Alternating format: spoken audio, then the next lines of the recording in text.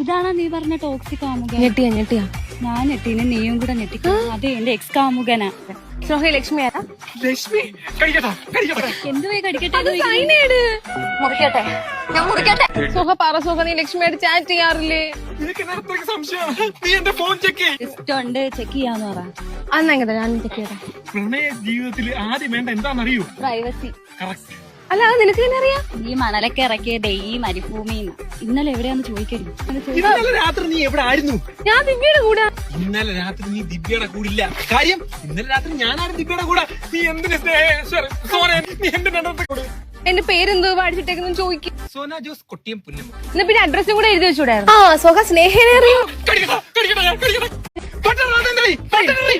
അതിന് പറ്റുന്നില്ലല്ലോ. നീ എന്തിനാ ബളം വെക്കുന്ന? സ്നേഹം കൊണ്ടല്ലേ മോളെ.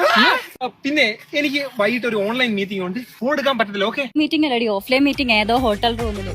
സോഹ എനിക്ക് വയ്യ, നമുക്ക് നിർത്താം. എല്ലാം നിർത്താം. പക്ഷെ നിന്റെ അച്ഛനും അമ്മയ്ക്കും അനിയനും നമ്മൾ തമ്മിലുള്ള ഫോട്ടോസ് എല്ലാം അയച്ചു കൊടുത്ത് നിർത്താം. കൊടുക്കട്ടെ, വെച്ചു കൊടുക്കാം. അയ്യോ അയക്കില്ലേ, ഇത് നീ പഠിപ്പിച്ചാണ്. അയ്യോ അല്ല, ഇത് അവൻ കയ്യിൽ നിന്നിട്ട് കളിക്കും. അവൻ ടോക്സിക് പ്രോ ആയിടി. അവനെ തേച്ചേ. അവ ഒരു പാവമായിരുന്നടി, ഞാനുമായിട്ട് അടി ഉണ്ടാക്കത്തേ ഇല്ല. അതുകൊണ്ട് ഞാനങ്ങ് തേച്ച്. ഒത്തിരിയൊക്കെ ടോക്സിക് ആവണം, പക്ഷെ ഇത് ഒത്തിരി ആയിപ്പോയി. ഇപ്പൊ ഒരു കാര്യം മനസ്സിലായി, ഈ ലോകത്ത് ആരും ടോക്സിക് ആയി ജനിക്കുന്നില്ല. നിന്നെ പോലുള്ള പൂച്ചട്ടി മക്കള് കാരണം ഇവനെ പോലെ ഒരുത്തന്മാരെ ടോക്സിക് ആവും.